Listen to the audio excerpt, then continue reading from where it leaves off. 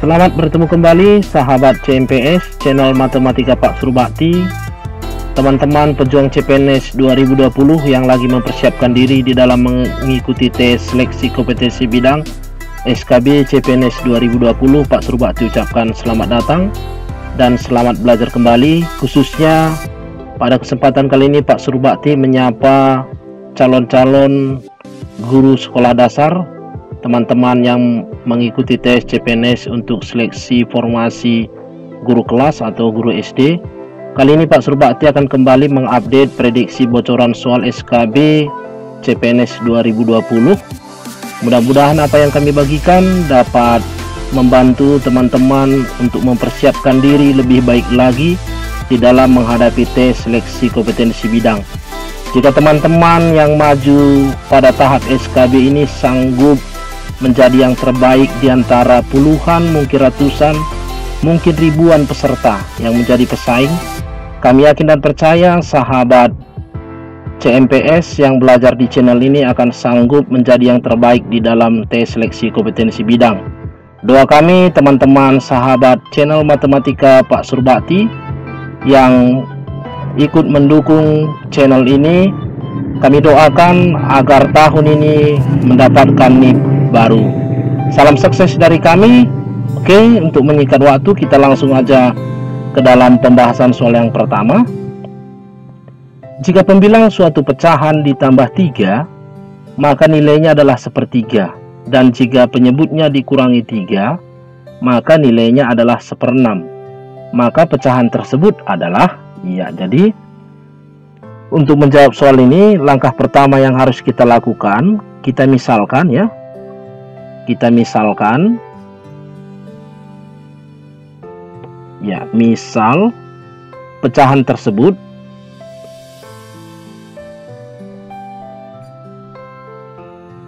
kita sebut X per Y. Ya, pecahannya kita sebut X per Y. Jadi dari kalimat jika pembilang suatu pecahan ditambah 3, berarti pembilang ditambah 3, pembilang X, penyebut Y, pembilang ditambah 3, maka nilainya menjadi 1/3. Sehingga dari kalimat ini kita peroleh persamaan X tambah 3 per Y sama dengan 1/3. Dari persamaan ini maka 3X sama dengan tambah 9 sama dengan ya, sama dengan Y. Ya, kita kali silang ya. Kita sebut ini persamaan yang pertama. Kemudian dari kalimat jika penyebutnya dikurangi 3, maka nilainya 1/6. Sekarang penyebut yang dikurang 3. Jadi X pembilang per penyebut dikurang 3, Y kurang 3 sama dengan 1/6. Maka dari persamaan ini kita kali silang, kita peroleh 6X ya. 6X sama dengan Y kurang ya, Y kurang 3. Kita sebut sebagai persamaan yang kedua. Jadi dari persamaan 1 dan 2 ya, kita pakai bahasa substitusi ya, substitusi persamaan 1 ke persamaan 2. Artinya apa? Kita menggantikan persamaan 2 ya, kita mengganti Y pada persamaan 2 dengan 3X tambah 9. Jadi kita substitusi, maka kita peroleh persamaan 6X pada persamaan 2 sama dengan 3X tambah 9. Kita ganti dengan persamaan 1 dikurang 3. Jadi dari persamaan ini kita peroleh 6X ya. Ya, dari persamaan ini kita peroleh 6X sama dengan 3X tambah 3X tambah 6. Sehingga kita peroleh 6X dikurang 3X sama dengan sama dengan 6. Maka ya, dari sini kita peroleh X sama dengan 2 ya. Untuk X sama dengan 2 berarti Y sama dengan ya, Y sama dengan 3X tambah 9. Kita substitusi nilai X sama dengan 2, maka Y sama dengan 3 dikali 2 tambah tambah 9, atau 6 ditambah 9 sama dengan sama dengan 15. Maka pecahan yang dimaksud pada soal ya, tadi kita menyebutnya dalam X per Y, Jadi sama dengan 2/15. Jadi pecahan yang dimaksud adalah 2/15. Opsi yang tepat adalah opsi B. Ya, kita masuk soal yang kedua. Ini merupakan soal gabungan antara konsep pecahan dan persamaan linear satu variabel ya. Jadi soalnya, jika suatu mesin memfotokopi dikerjakan dengan mesin 1, 2, atau 3 saja, maka pekerjaan tersebut akan selesai dalam waktu berturut-turut 16 menit, 32 menit, atau 32 menit. Artinya apa? Ketika hanya mesin 1 digunakan, waktu yang dibutuhkan 16 menit. Ketika hanya mesin 2 atau mesin 3 saja, waktu yang dibutuhkan sama-sama 32 menit. Sekarang, jika ketiga mesin digunakan bersama-sama selama 6 menit, ya, artinya ketiga mesin tersebut dipakai secara bersama-sama dalam rentang waktu 6 menit.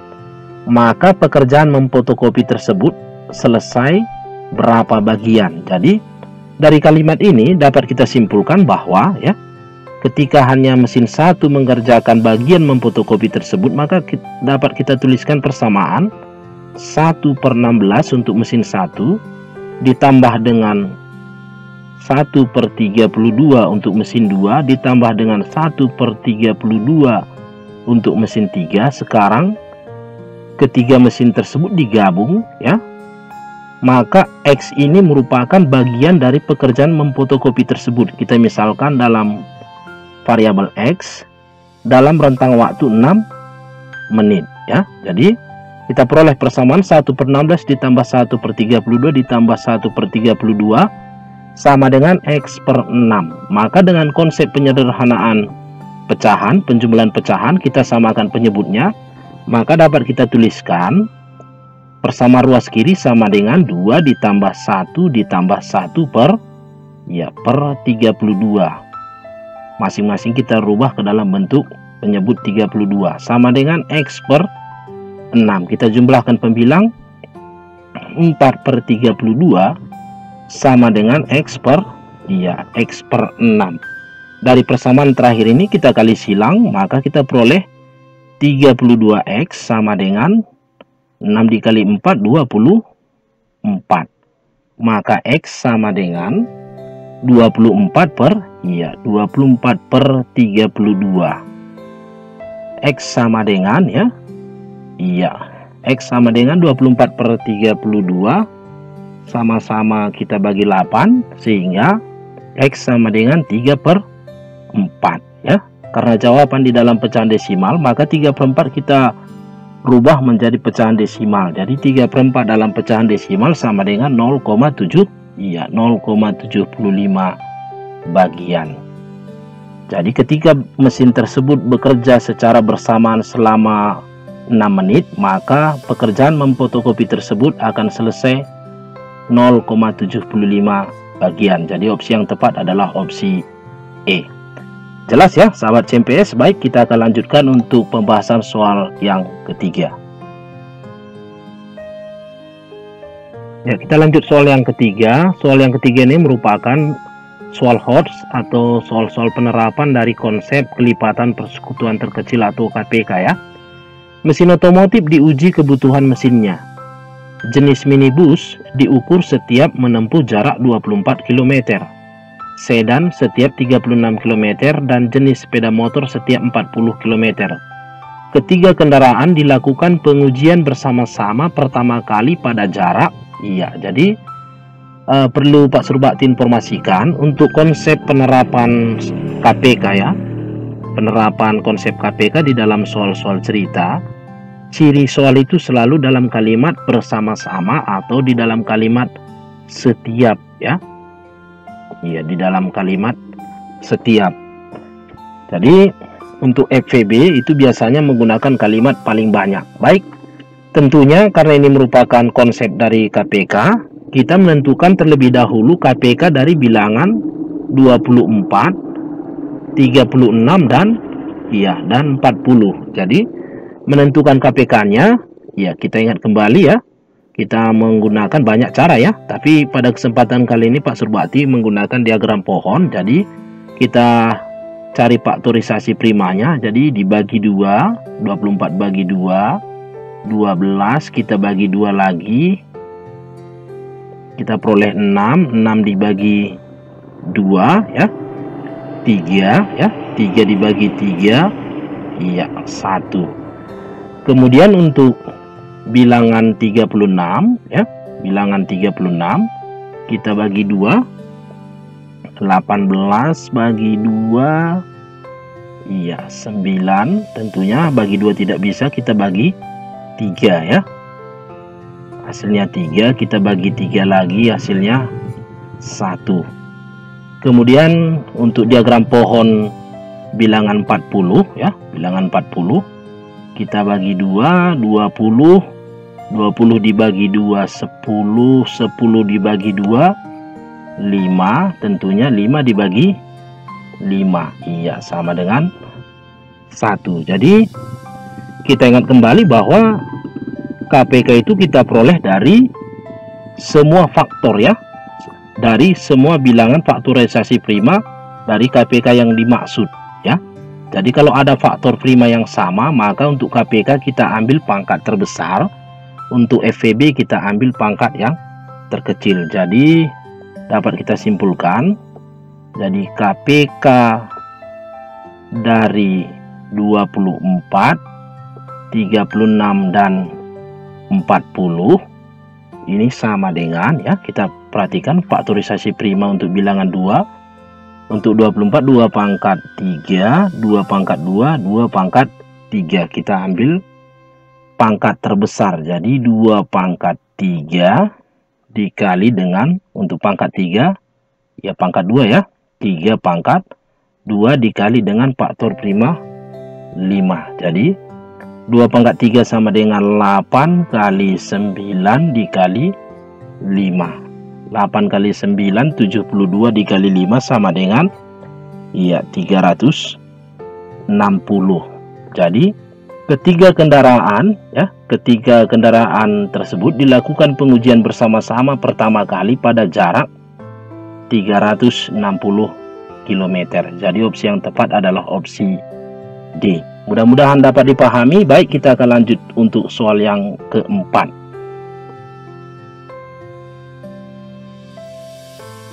Ya, kita lanjut soal yang keempat. Soal yang keempat ini merupakan soal penerapan dari konsep faktor persekutuan terbesar ya di dalam soal-soal cerita. Kalau kita perhatikan redaksi soal, Bu Ani membeli 280 kue bolu, 450 kue lapis, dan 500 kue donat. Kue-kue akan dimasukkan dalam kotak dengan jumlah masing-masing jenis sama banyak. Berapa kotak terbanyak yang diperlukan Bu Ani untuk menyimpan kue tersebut?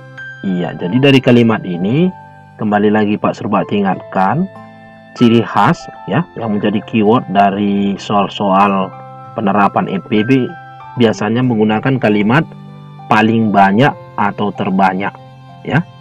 Jadi untuk menjawab soal ini, untuk menentukan berapa kotak terbanyak yang diperlukan Bu Ani untuk menyimpan kue tersebut, tentu itu merupakan persekutuan dari bilangan 280, 450 dan 500 ya. Jadi untuk menjawab soal ini kita cukup menentukan FPB dari bilangan 280, 450 dan 500. Jadi untuk menentukan FPB dari 280 ya, itu juga kita menentukannya dengan faktorisasi dari bilangan prima ya.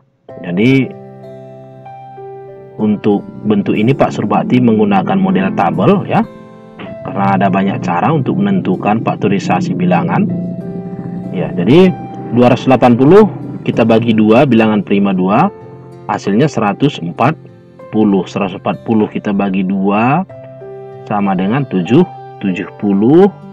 Bagi 2 lagi 35, tentunya bagi 2 tidak bisa, kita bagi dengan 5, hasilnya sama dengan 7. Demikian juga dengan bilangan 400, ya 450.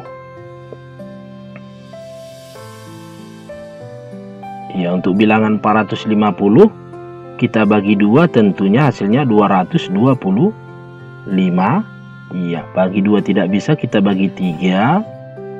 Bagi 3 sama dengan 75. Iya, 75. 75 kita bagi 3, 25. Tentunya kita bagi dengan 5, hasilnya 5. Untuk bilangan 500 ya, kita lakukan perlakuan yang sama untuk menentukan faktorisasi primanya.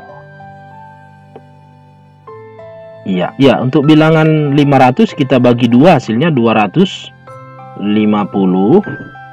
Bagi 2 lagi 125. Iya, 125 kita bagi dengan, iya, bagi dengan 5, tentunya hasilnya sama dengan 25. Kita bagi lagi dengan, oke, bagi 5 hasilnya sama dengan 5, sehingga dapat kita simpulkan faktorisasinya ya.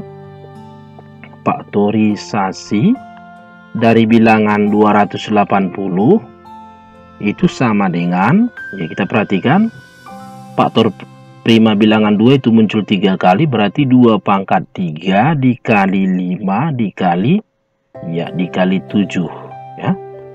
Untuk 450 itu faktorisasinya itu sama dengan 2 dikali, ya, 3 pangkat 2 ya, 3 pangkat 2 dikali dengan 5 pangkat, ya, 5 pangkat 2. Dan untuk bilangan 500 itu faktorisasinya 2 pangkat 2 dikali dengan 5 pangkat, iya, pangkat 3 ya, 5 pangkat 3. Jadi kita telah memperoleh faktorisasi prima dari bilangan 280, 450 dan 500. Pada FVB yang kita ambil adalah faktorisasi yang sama, faktor yang sama ya. Faktor yang sama pada ketiga bilangan dari kalimat persekutuan, artinya harus ada pada kalimat bilangan pertama, ada pada bilangan kedua, dan ada pada bilangan ketiga. Tentunya itu adalah bilangan 2 dan 5 ya. Jadi FPB dari, ya, maka FPB dari 280, 450 dan 500 itu tentunya sama dengan, ya, faktor yang bersekutu adalah faktor 2 dan, ya, 5. Untuk FPB Pak Surbakti ingatkan kembali, kita ambil pangkat yang terkecil ya. Iya, jadi FPB sama dengan 10. Itu artinya apa? Kotak terbanyak yang diperlukan Bu Ani untuk menyimpan ketiga kue tersebut adalah sebanyak 10 kotak. Jadi opsi yang tepat adalah opsi B. Jelas ya teman-teman sahabat CMPS, pejuang-pejuang CPNS. Kalau ada pertanyaan-pertanyaan boleh diberikan di kolom komentar. Mudah-mudahan kami dapat memuaskan seluruh subscriber atau siapa saja yang belajar di channel Matematika Pak Surbakti.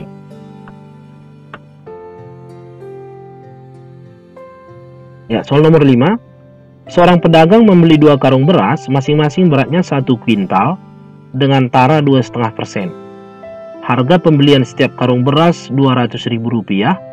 Jika beras itu dijual dengan harga 2.400 per kilo, maka keuntungan adalah, ya, jadi untuk menentukan keuntungan tentunya kita harus menghitung terlebih dahulu harga jual dan harga, ya, harga beli, karena untung pada dasarnya terjadi ketika harga jual lebih besar dari harga beli. Baik, dari informasi soal dapat kita simpulkan bahwa harga beli, ya, harga beli itu harga beli beras ya. Harga beli beras 2 karung. Iya, tentunya 1 karung harganya 200.000 ya. Jadi harga beli beras 2 karung tentunya 2 dikali 200, ya, 200.000 sama dengan 400.000 rupiah. Kemudian kita tentukan banyak beras ya. Banyak beras dalam hal ini adalah bruto ya, berat kotornya. Iya, bruto. Banyak beras itu sama dengan 2 karung. Iya, banyak berasnya 2 karung. 2 karung masing-masing beratnya 1 kuintal, sehingga 2 karung sama dengan 2 kuintal. Ya, kita ingat kembali bahwa kuintal merupakan satuan kuantitas untuk berat ya, dimana 1 kuintal sama dengan 100 kg, sehingga dapat kita simpulkan banyak beras sama dengan 200 kg. Kemudian kita perhatikan beras tersebut taranya 2,5% ya. Jadi di dalam konsep aritmatika sosial, tara merupakan berat dari kemasan ya, atau bungkus. Jadi dalam hal ini adalah berat karung beras tersebut. Jadi kita tentukan taranya ya. Tara sama dengan 2,5%. Tentunya dikali dengan 200 kilo. Iya, jadi 2,5% dikali 200 kilo tentunya sama dengan 2,5 per 100 ya, dikali dengan 200. Iya, kita sederhanakan. Jadi ini sama dengan 2 dikali 2,5, 5 kilogram. Iya. Jadi sekarang kita tentukan neto dari beras tersebut ya, atau berat bersihnya, di mana kita ingat kembali rumus neto, bahwa neto sama dengan bruto dikurang tara, atau berat bersih sama dengan berat kotor dikurang berat kemasan atau bungkus. Iya, jadi dari rumusan ini dapat kita simpulkan bahwa netonya sama dengan bruto 200 kg ya. 200 dikurang dengan tara 5 kg. 200 kurang 5 sama dengan 195 kg. Sehingga dapat kita tentukan bahwa harga jual dari beras tersebut ya, harga jual dari beras tersebut tentunya sama dengan neto dikali dengan 2.400 ya, karena harga beras tersebut sama dengan 2.400 per kilo. Jadi netonya 195 dikali dengan 2.400. 195 dikali 2.400 sama dengan 468.000.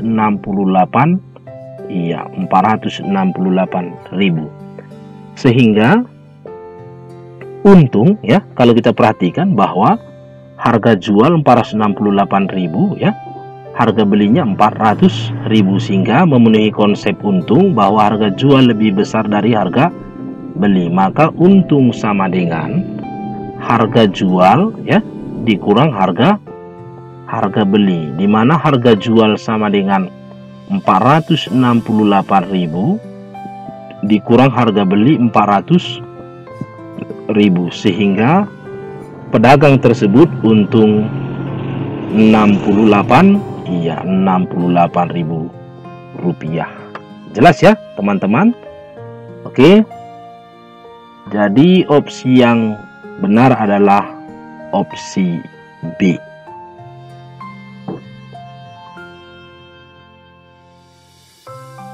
Baik, kita masuk soal yang ke-6. Dengan mengendarai sepeda motor, Tono berangkat dari kota A menuju kota B pada pukul 10.30 dengan kecepatan rata-rata 60 km per jam. Pada saat yang sama, Amir mengendarai sebuah mobil dari kota B ke kota A dengan kecepatan rata-rata 80 km per jam. Jika jarak kedua kota tersebut 560 km, maka mereka akan bertemu pada pukul jadi supaya lebih jelas bagi sahabat CMPS, Pak Surbakti akan membuatkan sketch ya, sketch dari soal di atas ya. Andaikan ini kota A, posisi Tono ya, posisi Tono berangkat ke kota B ya, berangkat ke kota B dengan kecepatan dengan kecepatan 60 km per 60 km per jam.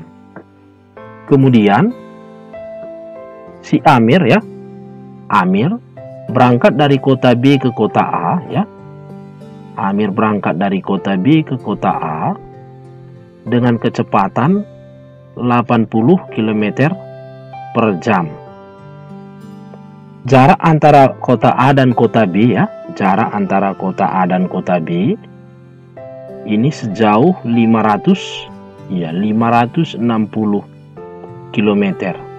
Andaikan titik pertemuan antara Tono dan Amir ya pada titik C, tempat bertemunya pada titik C. Jadi kita misalkan ya, misalkan bertemu di titik C setelah T jam ya, kita sebut waktunya dalam T jam, dengan catatan berangkat tadi pukul 10, berangkat pukul 10.30. jadi kita misalkan mereka bertemu pada titik C setelah T jam, maka dapat kita simpulkan bahwa jarak AC sama dengan X ya. Jarak AC sama dengan X. Jika jarak AC sama dengan X, maka jarak BC ya, maka jarak BC tentunya sama dengan 560 dikurang dengan X. Jelas ya? Oke, jadi dapat kita simpulkan bahwa waktu Tono ya, waktu Tono tentunya T sama dengan X per 60. Dari rumus waktu sama dengan jarak dibagi kecepatan. Jadi dari persamaan T sama dengan X per 60, maka kita peroleh X sama dengan 60 ya, X sama dengan 60 T. Ya, sekarang kita tinjau Amir ya. Amir, waktu yang dibutuhkan Amir tentunya T sama dengan 560 kurang X ya. Kecepatan sama dengan jarak dibagi dengan waktu ya. Sehingga waktu sama dengan jarak dibagi dengan kecepatan ya. Iya, dari sini dengan kecepatan 80 km, iya 80 km per jam. Dari persamaan T sama dengan 560 kurang X per 80, maka kita peroleh 80T sama dengan 560 dikurang X. Jadi dari X sama dengan 60T ya, X sama dengan 60T dan 80T sama dengan 560 kurang X, maka dari persamaan 1 dan 2 ya, dari persamaan 1 dan 2, kita misalkan ini persamaan 1, ini persamaan 2 ya, maka dapat kita simpulkan, kita substitusi persamaan 1 ke persamaan 2 ya. Kita substitusi persamaan 1 ke persamaan 2, itu artinya kita gantikan X pada persamaan 2 dengan 60 kurang 60T ya.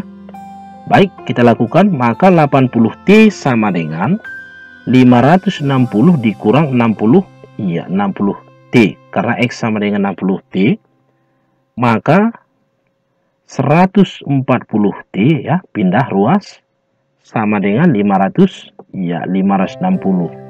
Maka T sama dengan 560 per 140, T sama dengan 4 ya. Jadi kita perhatikan kembali bahwa berangkat pukul 10.30 ya. Berangkat pukul 10.30, iya. Bertemu setelah 4 jam. Bertemu setelah 4 jam. Jadi mereka akan bertemu pukul tentunya 10.30 ditambah 4 sama dengan 14.30. Maka mereka akan bertemu pukul 14.30. Ya, jadi opsi yang tepat adalah opsi D. Mudah-mudahan penjelasan yang Pak Surbakti berikan dapat dipahami Ya, kalau ada pertanyaan-pertanyaan silahkan lampirkan, berikan di kolom komentar. Sebisa mungkin Pak Surbakti akan menjawab sebaik mungkin untuk membantu teman-teman pejuang CPNS 2020 untuk sukses di dalam tes seleksi kompetensi bidang. Demikian tutorial untuk kali ini. Pak Surbakti ucapkan terima kasih untuk teman-teman yang menonton video ini sampai selesai. Mudah-mudahan bermanfaat, dan doa kami channel Matematika Pak Surbakti, semua teman-teman sahabat channel Matematika Pak Surbakti akan memperoleh NIP impian di tahun 2020. Tetap semangat belajar dan jangan lupa berdoa kepada Tuhan Yang Maha Kuasa. Salam dari kami. Sekian dan sampai berjumpa kembali.